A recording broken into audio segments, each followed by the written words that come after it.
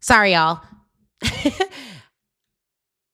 Imagine standing in the middle of a place they call it the Devil's Half Acre and realizing your name was on the deed. That is the Mary Lumpkin story. And if you're a Black woman expert who's ever felt trapped inside of a system that was not built for you, her blueprint changes everything. If you've ever felt like your whole life has been spent inside someone else's system, this is the story of a Black woman who ended up owning the building where that system tried to crush her. We're talking about a slave jail, not a metaphor, a real one. And I want to welcome you back to day 17 of Deleted History, Black women they prayed you'd never learn about. I'm Ashley Kirkwood, done over $11 million in sales. I'm a two-time Inc. 5000 CEO and in the top 2% of Black women-owned businesses with full-time W-2 employees who makes millions of dollars in revenue per year. And I'm obsessed with getting more Black women in that number because 2% is too small. Every episode, y'all, I'm pulling one Black woman's story that they buried in the footnotes and showing you the sales, ownership, and power frameworks that are hidden in her receipts. Today, we're talking about an enslaved woman who helped turn a slave jail into the seed of an HBCU. Her name is Mary Lumpkin. Now, 3 blocks from the Virginia state capitol in the 1800s, there was a cluster of buildings that people just whispered about. And this is called Lumpkin's Jail. It was a slave trading complex owned by Robert Lumpkin, one of the most notorious slave traders in the city. This place wasn't just a holding cell, it was literally an entire operation. A jail where enslaved people were locked in cells, punished, and tortured while they waited to be sold. A boarding house where traders and buyers ate, slept, and negotiated prices on Black bodies. The Lumpkin family home was right there on the same grounds as the whips and the chains. And so they called it the Devil's Half Acre because everybody knew the evil that was actually happening there. And inside that compound lived Mary. Mary was enslaved in 1832. She was likely of mixed ancestry.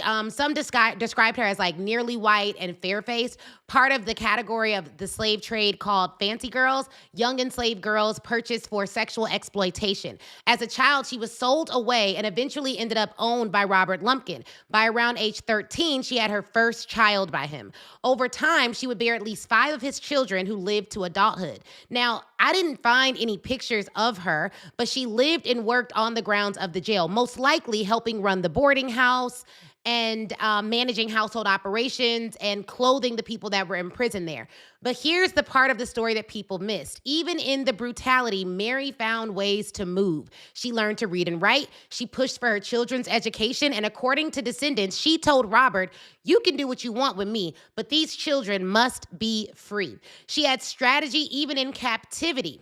And here's the turning point. Before the Civil War, Robert sent Mary and her children north to Pennsylvania, out of the slave trading district where he worked. In Philadelphia, records show Mary eventually purchased a home in her own name. When Robert died in 1866, his will did something people didn't expect.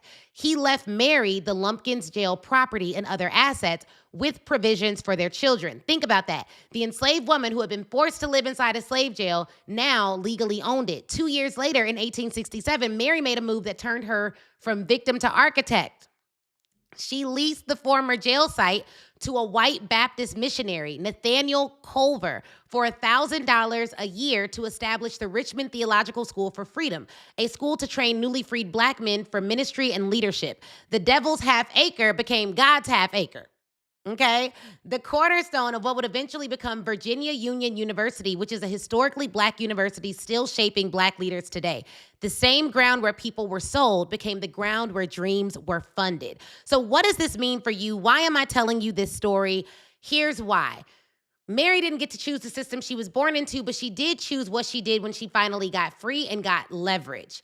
Here's what I want you to learn from her. I want you to identify the place in your industry where you feel it is deserted, it is not fair, and there is oppression. There may be room for you to get freedom there. What is the room, platform, or business model that has historically exploited people like you? Lowball, speaking circuits, agencies that underpay your genius, corporate structures that use your IP but never give you equity, name it. And then what I want you to do is go back and add liberation to it. If I would have never been treated bad in corporate, I don't think I would have ever started Speak Your Way to Cash. Like, the truth is, we started the business because there was too many DEI experts that were being way underpaid. So with us teaching them licensing and how to sell and how to go after big contracts and how to properly negotiate, the way I was taught to negotiate for billion-dollar companies while working in law, it literally gave me the ability to add liberation to a place where people were traditionally exploited. For Mary, the deed came through a will she didn't control, but once she had it, everything changed. For you, the deed may be owning your curriculum instead of giving it away for free, owning your email list instead of just your followers, owning the company, not just being its star employee. So ask, where am I just inside someone else's system where I should actually be building where they rent from? Mary didn't turn the jail into luxury condos. She turned it into infrastructure for Black education. In your world, that could look like turning the way you were underpaid as a consultant into a licensing model with terms you set and then hiring other consultants to actually work underneath you. Turning corporate harm into curriculum that trains Black women to negotiate better contracts like we've done in Speak Your Way to Cash. Turning your story of exploitation into a paid framework that keeps others from repeating it. Think beyond your lifetime. Mary's name almost vanished from the story, but her decisions did not.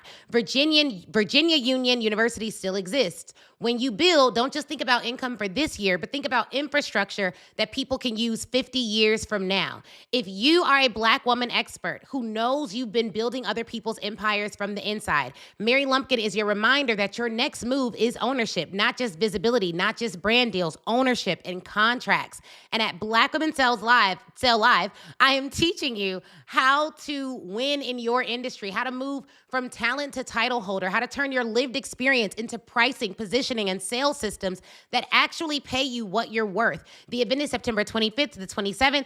We have only 850 seats publicly available after our clients claim their seats. And the truth is, y'all, we have over 3,200 women on the wait list last I checked. So your best shot at getting in the room is being on the wait list. So if you're on Instagram, I want you to comment wait list right now so that you can get on the wait list for Black Women Sell Live. And if you're anywhere else, go to blackwomensellavent.com and get on the wait list for this event. Y'all, we have shown you this wait list. We have talked about it. I've gone live for the last 17 days. Jesus, please get on the wait list. This is the wait list for Black Women Sell Live. When you go to the website, y'all, here's what you are going to see. Let me go all the way up so you know what you'll see. You will see this right here. Black Women Sell Live. The theme is Black women, the original innovators.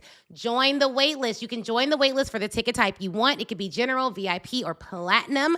Go ahead and get on the wait list. Tickets open in just 9 days. So we don't have long for you to claim your seat on the wait list and get ready for this event to launch. It's going to be a vibe. We're going to do a whole launch party next week. I'll be telling you all about that. It'll be noon on Friday of next week. It's going to be such a good time. So get on the wait list now. I cannot wait to see you. And yeah, I'll see you guys there. Thank you. Have a good day, y'all. See you tomorrow.